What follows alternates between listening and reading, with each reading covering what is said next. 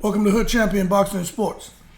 In boxing, you find a way to win or you find a way to lose. What the F was that we saw this weekend? Let me tell you something. The DAZN fight card was on point. The top ranked fight card was on point. But this whole thing with Ramirez and Espinosa, y'all need to go ahead and watch that fight if you haven't seen it.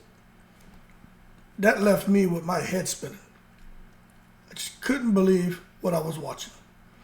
But I'm going to tell you right now, when you got a guy like Espinosa, who was the underdog, coming out of Mexico, matter of fact, let me show you something. This is how matchmaking can go horribly wrong. Now, this guy had 24 fights, undefeated, 20 knockouts, 83% KO ratio. Why in the world would they put Ramirez in with this guy, a knockout puncher? Now, the other thing that we noticed in the ring was the size advantage that Espinosa had. He's 6'1", some say 6'2". His reach, my understanding, is 81 inches. So what are we talking about? Now, what I think happened is they looked here at his fights. Mexico, Mexico, Mexico, Mexico, Mexico, one in America, Mexico, one in America, Mexico. And that's the problem. They looked at those fights that he had out there in Mexico and probably said, yeah, we're not really going to give him credit for those knockouts. But again, 24 wins, undefeated, 20 knockouts. And you'll go and take and put your guy in the ring with this monster. Are you crazy? Because Robeisy Ramirez, although he's a two-time Olympic gold medalist, he had 13 wins, 8 of those wins by KO, and he had a loss. All right? He stands 5'6". 5'6" against someone who's 6'1". His reach is 68 inches. The opponent's reach was 81 inches. His knockout percentage is 61%. His opponent's knockout percentage was 84%. What in the world were they thinking? Now, when you come and you take a look at Robeisy, you can see he just lost majority decision, got a TKO, unanimous decision, TKO, KO, a couple of decisions, KO, some decisions, and he lost a split decision here against Aiden Gonzalez in 2019. So now that you have a little more information, right? If you were the matchmaker, no matter how much faith you had in your guy, would you have thrown him in there? Because the reality is this: Robeisy Ramirez, he has power, he has skill. He's a special fighter. But that was just one of those fights to where now you handicap him. Because you got him in there there's 5'6" versus 6'1". 67-inch reach versus 80-something, 81-inch reach. A guy who has an 84% KO ratio. It's crazy. So I'm not surprised now that I've gone and done my due diligence to understand what happened here, because you got this unheralded Mexican featherweight, Espinosa, who on Saturday, he shocked the boxing world.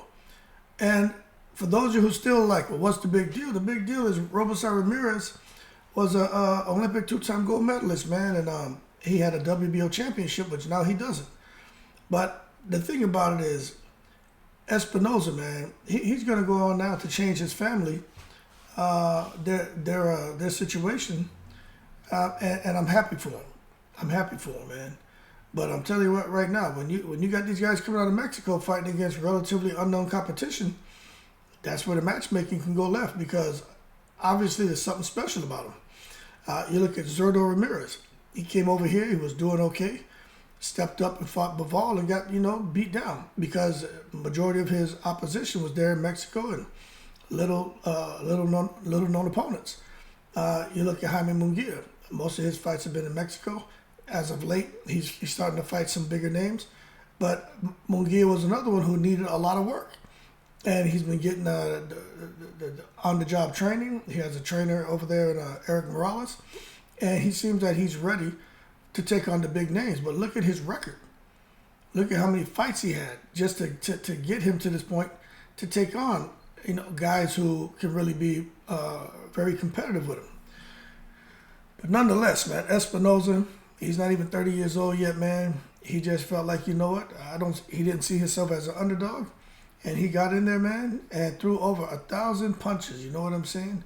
And it's that punch output that helped him out because he went on to win a majority decision via scores of 115, 111, 114, 112, 113, 113. So somebody had it even.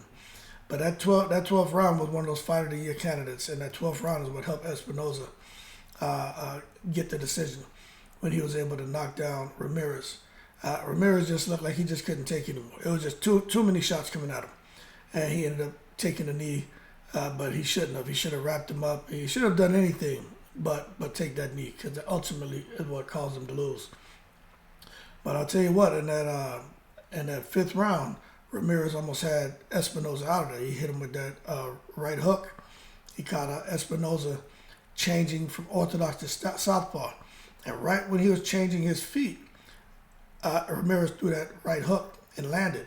And when Espinosa got up, he stumbled across the ring. So the referee could have waved it off then, but he didn't. And Espinosa, he barely survived to end up going on to get a big win. But I'm going to tell you what right now, man. Ramirez, he hurt Espinosa several times through that fight. But I'm telling you right now, there was something special about this guy, Espinosa. And you can't say that it was an accident. You can't say he got lucky. I think you can really take a look at his record, and I think his performance speaks for itself. This was, I think, a cherry pick gone wrong, in my opinion. But this guy can fight. Tall, lanky, with some serious power, man, and he's got an engine on him.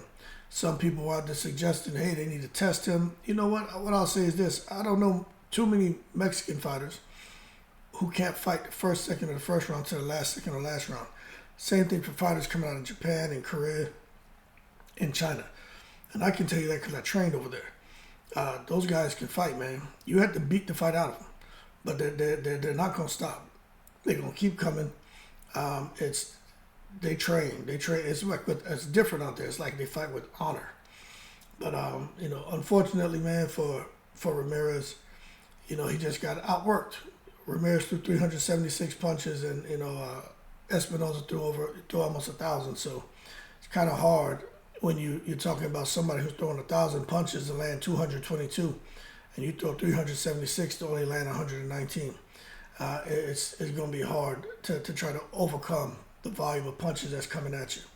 But that being said, we'll see what's next for Espinosa. We'll see what's next for Ramirez.